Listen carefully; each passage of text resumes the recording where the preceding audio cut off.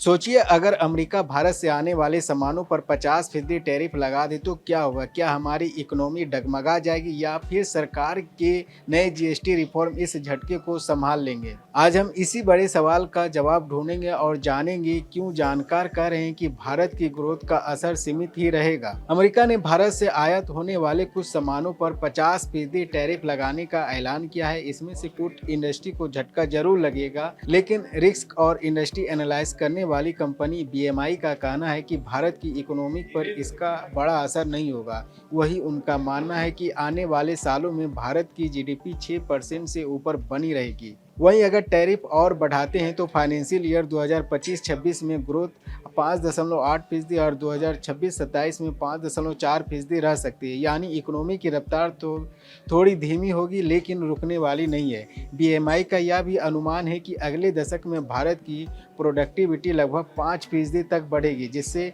विकास दर को और ताकत मिलेगी। अब यहाँ सबसे अहम रोल आता है जीएसटी रिफॉर्म का। अगर टैक्स स्लैब को घटाकर 2 कर दिया जाता है तो ऑटोमोबाइल, सीमेंट, फाइनेंशियल सर्विस और कंज्यूमर गुड्स के सेक्टर में खपत बढ़ेगी। कंपनियों की प्रॉफिट मार्जिन सुधरेगी और रोजगार के मौके भी बढ़ेंगे। एसबीआई रिसर्च की एक रिपोर्ट कहती है कि जीएसटी सुधार और इनकम टैक्स कटौती में खपत में 5.31 लाख करोड़ रुपया तक की बढ़ोतरी हो सकती है।